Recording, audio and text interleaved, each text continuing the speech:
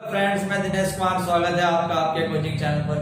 Friends, आज हमारा जो सर्विंग इंजीनियरिंग का टॉपिक है, जैसे कि मैंने आपको प्रीवियस लेक्चर में बताया था कि नेक्स्ट टॉपिक हमारा थियोडोलाइट का स्टार्ट होगा। Clear friends? तो स्टार्ट करते हैं थियोडोलाइट को। फ्रेंड्स, मैं आपको एक डाउट क्लियर करना चाहता हूँ। आपकी बुकों में जो बच्चे सेमेस्टर के होंगे वो जानते होंगे कि हमने पहले इंट्रोडक्शंस पढ़ते हैं, उसके बाद हम चैन सर्वे पढ़ते हैं, उसके बाद हम कंपास को पढ़ते हैं, फिर हम लेवलिंग को पढ़ते हैं, ठीक है, फिर कंटूर को पढ़ते हैं, कहीं जाकर हमारा थियोडोलाइट आता है। तो फ्रेंड्स, मैं उसके सेमेस्टर के अकॉर्डिंग नहीं चल रहा हूँ, मैं इसलिए चल रहा हूँ, मैंने आपको कंपास पढ़ाया, कंपास में ट्रेवर्स आया था, ठीक है फ्रेंड्स।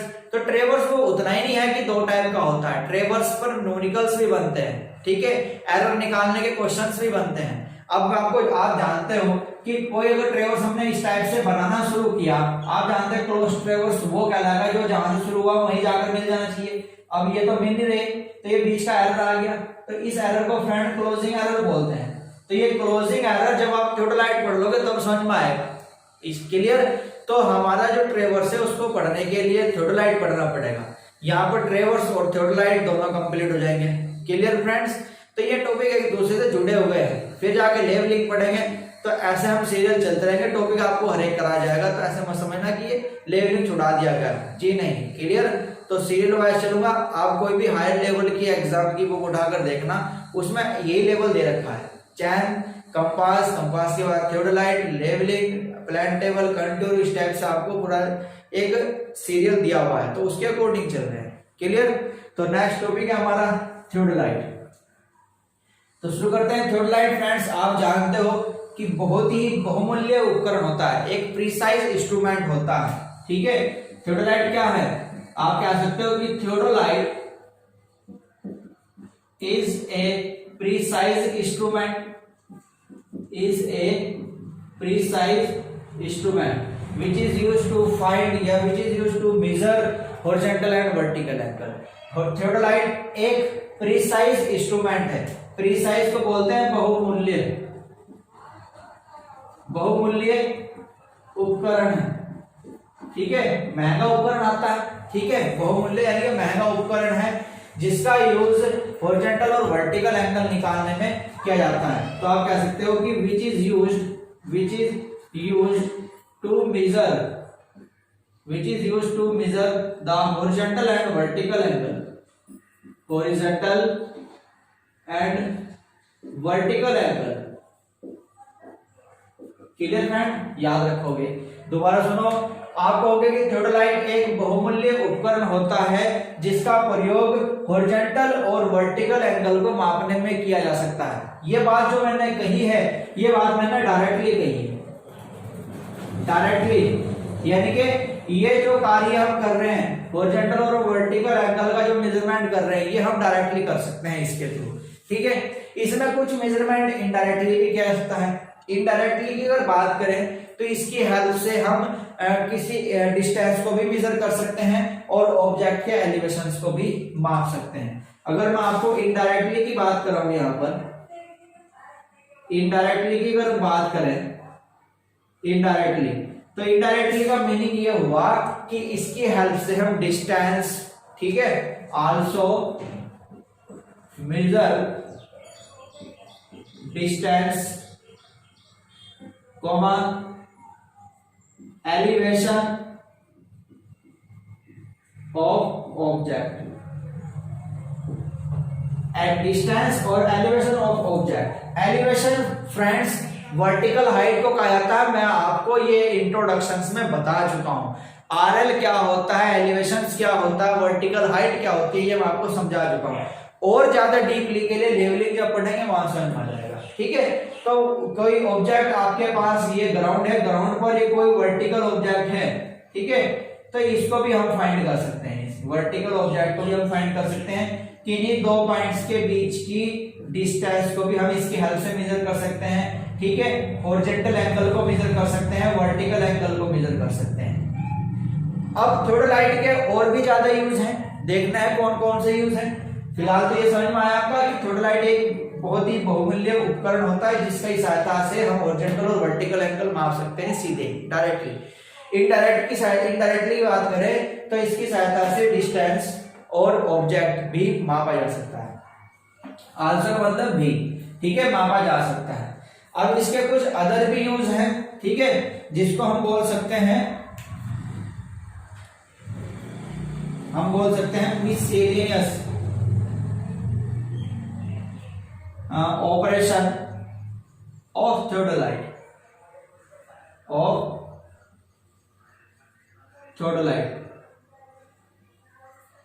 मिससेलियस का मतलब होता है विविध, यानी कि विभिन्न प्रकार के, डिफरेंट प्रकार के, अलग अलग प्रकार के कुछ थियोडोलाइट के अदर ऑपरेशन भी हैं, ठीक है। या सिंपली आप इसको ये बोल दो कि यूज, थियोडोलाइट के अलग अलग यूज और क्या क्या है ये आपको यहाँ पता होना चाहिए। Clear friend? ये तो देखो क्वेश्चन इंपॉर्टेंट है, बहुत ही बार एग्जाम में आता है कि थियोडोलाइट हम क्यों यूज करते हैं। इसलिए यूज करते हैं क्योंकि ये बोथ हॉरिजॉन्टल और वर्टिकल एंगल मेजर करता है, ये दोनों एंगल माप सकता है। ये क्वेश्चन तो बहुत आता है कि ये एक ऐसा उपकरण बताइए जिसकी हेल्प से हम हॉरिजॉन्टल और वर्टिकल दोनों एंगल मेजर कर सकते हैं। तो कौन सा उपकरण है? वो आपके पास थियोडोलाइट है, क्योंकि कंपास केवल हॉरिजॉन्टल एंगल मेजर कर रहा था। क्लियर? तो ये उससे बेटर हुआ, और प्रिसाइज तो होगा ही होगा जब दोनों काम कर रहा है, इसके अलावा अदर कार्य करने की भी योग्यता रखता है, तो महंगा भी होगा ही होगा। Clear friends? तो ये आपको याद रखना है। अब अदर वर्क क्या है इसकी, ये भी हम देख सकते हैं। अदर वर्क ये है कि ये किसी भी लाइन की मैग्नेटिक बेरिंग को भी निकाल सकता है। आपको याद रखना है, magnetic bearing of a line, एक लाइन के मैग्नेटिक बेरिंग को भी ये निकाल सकता है थियोडोलाइट, तो इसमें भी हम इसकी सहायता ले सकते हैं। ठीक है, ये दूसरा डायरेक्ट एंगल तो निकाल ही रहा है, डायरेक्ट एंगल भी निकाल सकता है, क्लियर फ्रेंड? तीसरा, ये आपका डिफ्लेक्शन एंगल को भी फाइंड कर सकता है। डिफ्लेक्शन एंगल मैंने आपको बताया था, क्वेश्चंस कराए थे कंपास में, कि कोई पॉइंट से कोई एंगल डिफ्लेक्ट हो जाना। ठीक है, यानी कि कोई लाइन हमारे पास ऐसे जा रही थी, लेकिन ये ऐसा जाना है, कुछ डिफ्लेक्ट होगी यहाँ पर, ये ऐसे डिफ्लेक्ट होगी इस साइड में। ठीक है, तो ये यहाँ जिस एंगल पर डिफ्लेक्ट हुई है, इसी एंगल को डिफ्लेक्शन एंगल बोलते हैं फ्रेंड। इसी एंगल को क्या बोलते हैं? Deflection angle. मान लो डिफ्लेक्शन का मतलब विस्थापन, और इसको हम बोल सकते हैं डिफ्लेक्शन एंगल। जिस एंगल पर ये विस्थापित हो जाती है, ये डिफ्लेक्शन एंगल। ये हम डिफ्लेक्शन एंगल्स क्या होता है, इसकी ज्यादा नॉलेज हम कर्व का जो टॉपिक हमारा चलेगा, कर्व में हम इसको ज्यादा कर पढ़ेंगे। ठीक है, तो इसको भी हम निकाल सकते हैं। डायरेक्ट एंगल्स की मतलब है, डायरेक्ट एंगल ये इनके बीच का जो एंगल होता है, इसको हम डायरेक्ट एंगल कह सकते हैं। ये क्या रास्ता है आपका, ये डायरेक्ट एंगल क्या रास्ता है। ठीक है फ्रेंड, तो इसको हम डायरेक्ट एंगल बोल सकते हैं। क्लियर? नेक्स्ट पॉइंट इसको मान लेना A B C, deflection angle और डायरेक्ट एंगल दोनों समझ में आ गए। नेक्स्ट पॉइंट देखना फ्रेंड, इसका नेक्स्ट पॉइंट क्या है? नेक्स्ट पॉइंट हम यहां पर याद रख सकते हैं। नेक्स्ट पॉइंट कि कोई भी सर्वे लाइन हो, उसके प्रोलोंगिंग में इसका यूज कर सकते हैं। प्रोलोंगिंग सर्वे लाइन, लॉन्गिंग मतलब लंबाई की दिशा में, यानी कि एक रेखा को, एक लाइन को सीधे रखने के लिए भी हम इसका यूज कर सकते हैं। सर्वे लाइन को सीधे बनाए रखने में भी थियोडोलाइट का यूज किया जाता है, तो उसको बोलते हैं प्रोलोंगिंग। Clear friend? नेक्स्ट आप इसका यूज कर सकते हो कि यदि कोई पॉइंट है आपके पास A और B, या ये कह दो कि आपके पास कोई मेन सर्वे लाइन है, और सब बीच में छोटे छोटे जो पॉइंट मिलते हैं, उनको आप एक ही रेखा पर रखने का कार्य भी थियोडोलाइट की हेल्प से कर सकते हो। ठीक है, एक ही हेल्प से कर सकते हो। तो हम यहाँ पे कह सकते हैं कि locating point on A line, एक ही लाइन पर पॉइंट को लोकेट करने में, लोकेट का मतलब दर्शाने के लिए, लोकेट मतलब दर्शाने, एक ही लाइन पर पॉइंट को दर्शाने में। ठीक है, ये कोई पॉइंट ऐसे होंगे कि जो दो मेन पॉइंट्स के बीच में छोटे छोटे पॉइंट पड़ रहे होंगे, उनको आप एक ही लाइन के ऊपर भी दर्शा सकते हो, तो वो कार्य भी हम थियोडोलाइट की हेल्प से कर सकते हैं। ठीक है फ्रेंड? नेक्स्ट, रेंजिंग, किसी कर्व की रेंजिंग करने में भी इसका यूज किया जाता है। तो रेंजिंग कर्व क्या आते हैं, नेक्स्ट टॉपिक पूरा इसमें आता है कर्व के बारे में। ठीक है। तो किसी कर्व की रेंजिंग करनी हो, ठीक है, तो वहां पर भी हम क्या थ्योडोलाइट का यूज कर सकते हैं। नेक्स्ट मोस्ट इंपोर्टेंट है हमारे पास जो टैकोमेट्रिक सर्वे होता है, टैकोमेट्रिक सर्वे में थ्योडोलाइट का यूज किया जाता है। अब देखो फ्रेंड, अगर मैं आपको डायरेक्टली टैकोमेट्रिक सर्वे पढ़ा देता तो जब थ्योडोलाइट के साथ ये यूज किया जाता, थ्योडोलाइट हमने पढ़ा नहीं तो ये समझ में आ जाता हमारे नहीं। और मोस्ट इंपोर्टेंट क्वेश्चन है फ्रेंड, ये वाला मोस्ट इंपोर्टेंट है, इनको हल्के में मत लेना, क्वेश्चन डायरेक्टली पुट अप किया जाता है, ठीक है। टैकोमेट्रिक सर्वे किसके साथ यूज किया जाता है, थ्योडोलाइट के साथ, थ्योडोलाइट के बिना हम इसका यूज नहीं कर सकते। तो टैकोमेट्रिक सर्वे यूज करने के लिए हम थ्योडोलाइट की हेल्प लेते हैं। क्लियर फ्रेंड, तो ये आपको पता होना चाहिए। नेक्स्ट पॉइंट आप निकाल सकते हो, point number 1, finding difference of level के बीच का डिफरेंस भी फाइंड कर सकते हो। इसका मतलब क्या है भाई, मान लो आपके पास ये कोई ग्राउंड लेवल है, ये ग्राउंड लेवल है, क्लियर फ्रेंड। इस पर ये कोई पॉइंट, ये इसकी कोई ऊंचाई आपने मेजर की, यहाँ पर स्टाफ के माध्यम से मान लो 3 मीटर आपको दिया, कोई ये पॉइंट यहाँ पर इसकी ऊंचाई आपने प्राप्त करी, मान लो आपके पास ये वैल्यू यहाँ पर आ गई 2.5 मीटर। तो एक पॉइंट तो ये यहाँ पर है, दूसरा पॉइंट ये यहाँ पर है, तो इन दोनों के बीच ये कितना गैप है, इसको बोलते हैं डिफरेंस का लेवल का डिफरेंस, ठीक है, इसको बोलते हैं लेवल डिफरेंस। क्या बोलते हैं फ्रेंड, लेवल डिफरेंस बोलते हैं। तो इसको निकालने के लिए भी आप थ्योडोलाइट का यूज कर सकते हैं। हालांकि ये जो लेवलिंग डिफरेंस निकालने का कार्य है, ये हम लेवलिंग के माध्यम से करते हैं। लेवलिंग की डेफिनेशन ये होती है कि लेवलिंग एक ऐसा प्रोसीजर है जो ग्राउंड पर प्रेजेंट 2 पॉइंट के बीच के लेवल डिफरेंस को मापता है, यानी कि ये कार्य। तो लेवलिंग से कर सकते हैं और थ्योडोलाइट से भी हम इसको कर सकते हैं। क्लियर फ्रेंड, तो ये हमारे कुछ पॉइंट होते हैं जो थ्योडोलाइट की हेल्प से हम कर सकते हैं। एक पॉइंट और लिख लो हम इसमें, ये भी कर सकते हैं, सेटिंग आउट ग्रेड को स्थापित करने का कार्य भी हम कर सकते हैं। ग्रेड का स्थापित का मतलब ये कि कोई ऐसा हाईवे वगैरह बना रहे हैं तो उनके अलाइनमेंट को सही पोजीशन पर रखने के लिए भी हम इसका यूज कर सकते हैं, ठीक है। तो ये हमारा थ्योडोलाइट का यूज है जो इतने कार्यों में इसका किया जा सकता है। क्लियर फ्रेंड, तो याद रखोगे इंपॉर्टेंट यूज रहते ही हैं, ठीक है। इनको क्या करते हैं, हम मान लेते हैं कि यार ये तो वेरी सिंपल है, भाई सिंपल तो है बट हमारी याद तो रहना चाहिए ना। जो बातें हमें याद रहेगी वो हमारी आसान होती है, जो बातें हमारे याद नहीं होती वो हमारे लिए हार्ड होती है, ठीक है। तो बस जो हमारे मन दिमाग में बैठ जाए फिर ही वो सिंपल है। क्लियर फ्रेंड्स, तो अच्छी तरह से पढ़ाई करो, ठीक है, लापरवाही मत दिखाओ, अच्छी तरीके से पढ़ाई करो ताकि आपका जो आने वाला एग्जाम है आप उनके अंदर बैठकर अपने आप को रिलैक्स फील करो और आपके अंदर ये कॉन्फिडेंस होना चाहिए कि आज का ये एग्जाम मेरी लाइफ का लास्ट एग्जाम है, बस ये ब्रेक करना है और करके ही जाना है। तो ये कब करोगे भाई, जब आपका पास एक्सपीरियंस, प्रैक्टिस, नॉलेज, ठीक है, और माइंड की स्टेबिलिटी आपके पास भरपूर कंडीशन में है, तभी आप ये कार्य कर सकते हो। आपके पास नॉलेज है, आपके पास एक्सपीरियंस है, बट माइंड की स्टेबिलिटी अगर आपके पास नहीं है तो वो नॉलेज और वो एक्सपीरियंस आपका बेकार चला जाएगा, ठीक है। तो मैं नहीं चाहता कि आपकी नॉलेज और आपका एक्सपीरियंस ऐसे ही वेस्ट जाए, तो इसलिए माइंड को रिलैक्स भी रखना चाहिए, ठीक है। टाइम टू टाइम पढ़ना चाहिए। माइंड को रिलैक्स रखने के लिए आप कोई गाने वगैरह सुन सकते हो, कोई खेल कर सकते हो, ठीक है।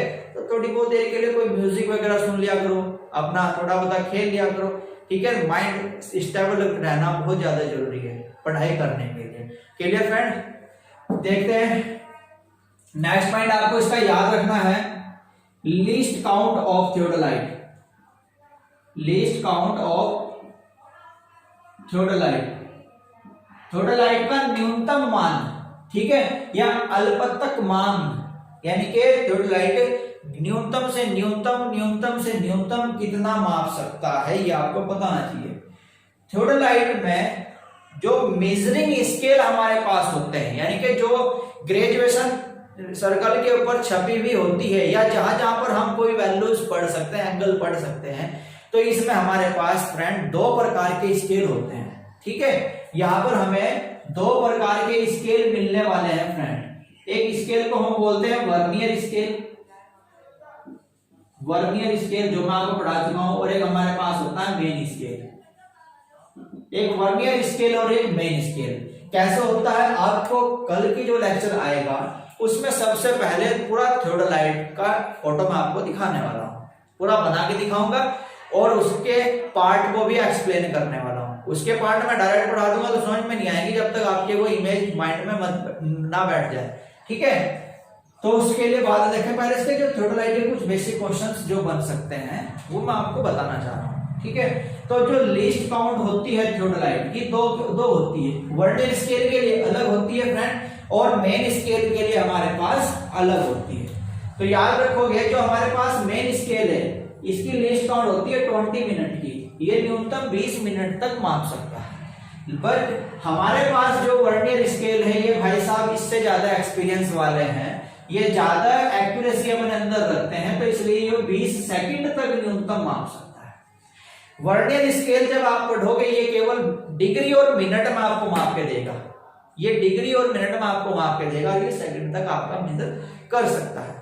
Clear friend. तो ये लीस्ट काउंट होती है थियोडोलाइट की। इसमें आता है एक माइक्रो ऑप्टिक थियोडोलाइट, ठीक है। एक हमारे पास यहां पर आता है micro optic theodolite. Micro optic theodolite जो होती है बहुमूल्य उपकरण है, वेरी प्रिसाइज इंस्ट्रूमेंट है, ठीक है, वेरी प्रिसाइज इंस्ट्रूमेंट।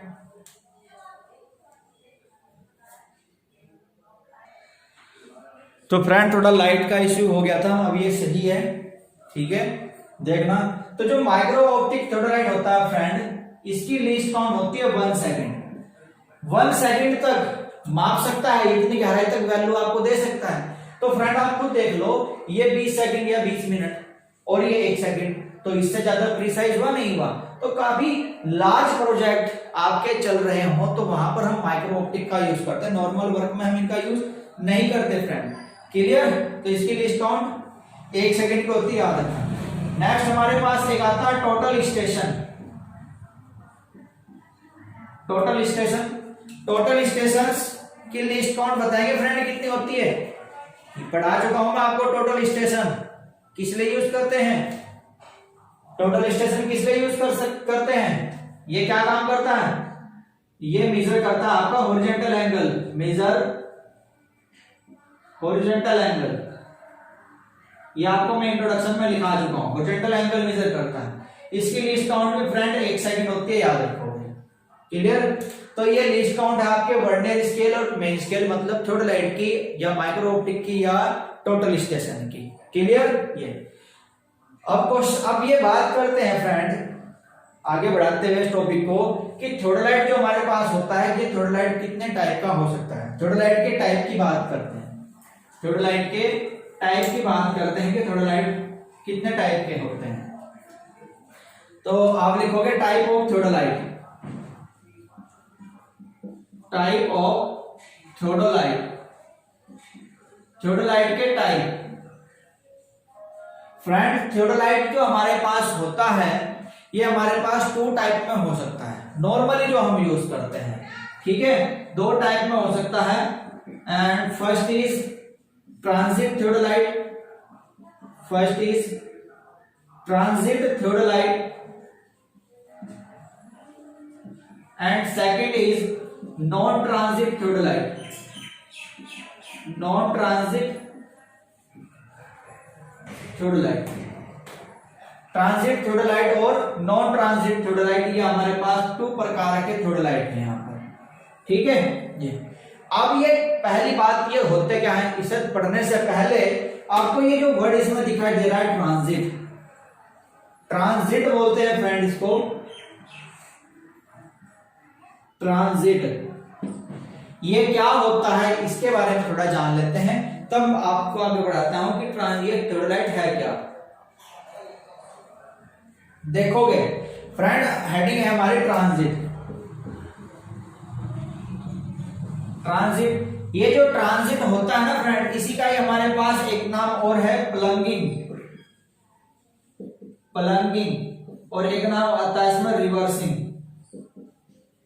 ये 3 नाम है, ट्रांजिट या प्लंगिंग या रिवर्सिंग।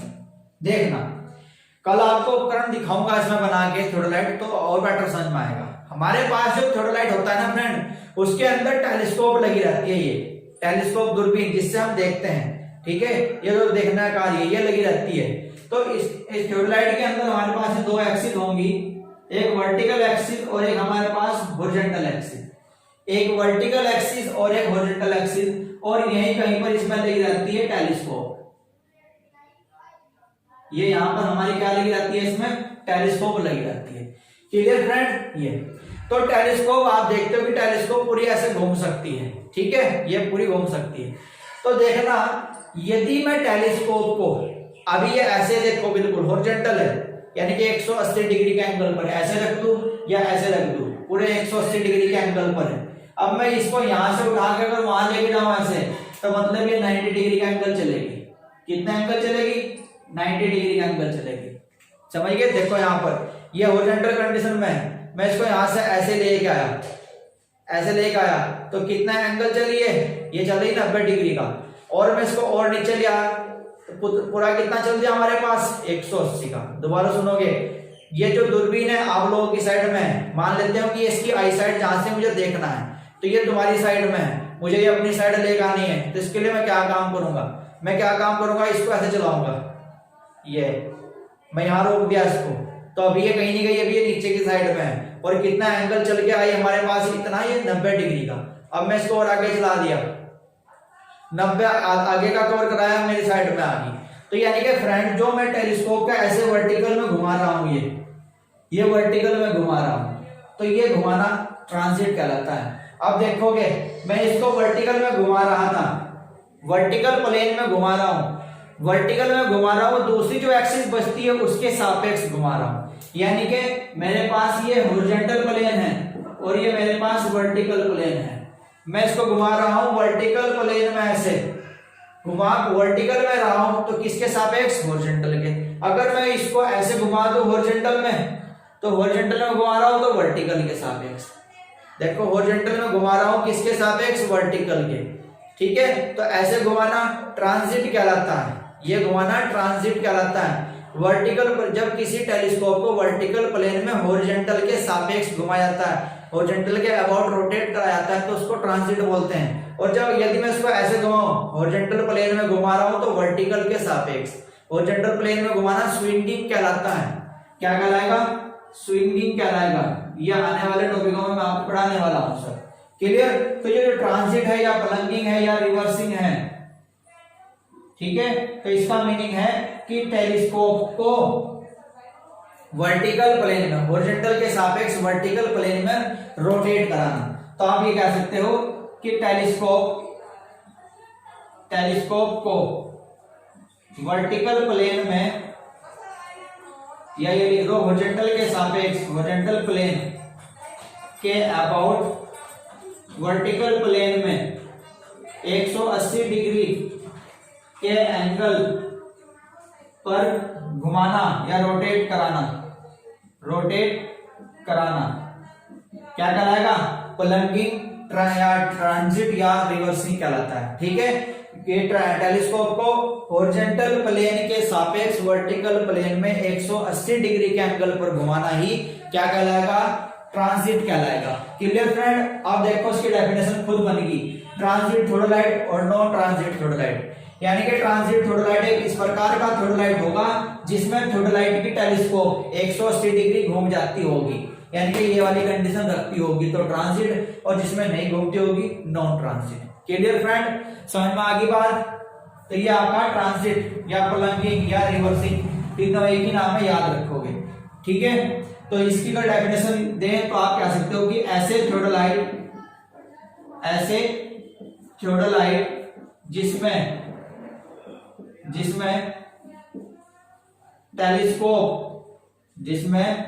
टेलीस्कोप को हॉरिजॉन्टल प्लेन के सापेक्ष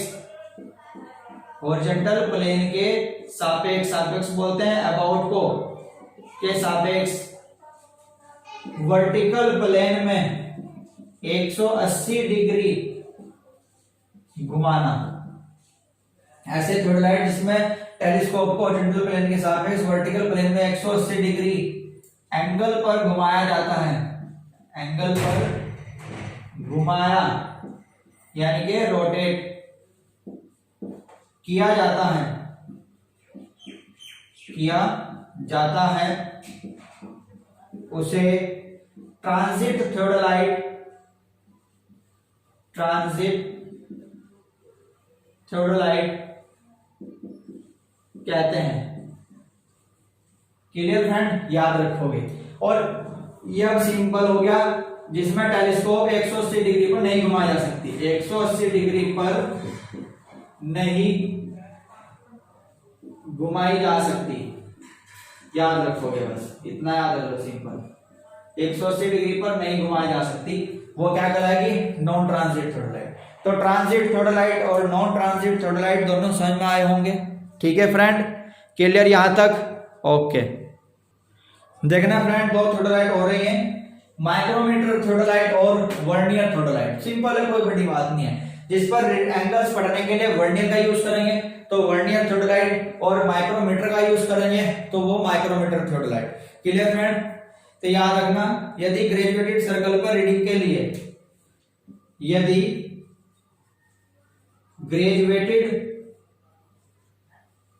सर्कल पर रीडिंग के लिए, रीडिंग के लिए वर्नियर का यूज किया जाता है, वर्नियर का यूज किया जाता है, ठीक है, तो वो कौन सा थियोडोलाइट, वर्नियर थियोडोलाइट। और यदि माइक्रोमीटर का यूज किया जाता है, इफ ग्रेजुएटेड सर्कल पर, ग्रेजुएटेड सर्कल पर रीडिंग के लिए, रीडिंग के लिए माइक्रोमीटर का यूज किया जाता है, माइक्रोमीटर का यूज किया जाता है, यूज माइक्रोमीटर यूज किया जाता है, तो उसे क्या कहेंगे फ्रेंड, माइक्रोमीटर थियोडोलाइट। क्लियर? तो ये आज का इंट्रोडक्शन था आपके थियोडोलाइट का। कल इसके इसेंशियल पार्ट, इसके इंपॉर्टेंट पार्ट्स कौन कौन से होते हैं, थियोडोलाइट का साइज कैसे डिसाइड किया था, कौन सा थियोडोलाइट यूज करना चाहिए, ठीक है, ये कल के लेक्चर्स में हम पढ़ने वाले हैं। Clear friend? तो आज हम केवल इतना ही याद रखेंगे, थियोडोलाइट का क्या पढ़ा आज हमने, इंट्रोडक्शन, ठीक है, थियोडोलाइट का इंट्रोडक्शन था, इसका परिचय था। अब इसका यूज कैसे करेंगे, कल के टॉपिक में हम ये पढ़ने वाले हैं। Clear friend? तो आज के लिए इतना ही। वीडियो को शेयर कर देना, सब्सक्राइब कर लेना, लाइक कर देना। Clear friend? तो मिलते हैं कल नेक्स्ट वीडियो के साथ। Thank you.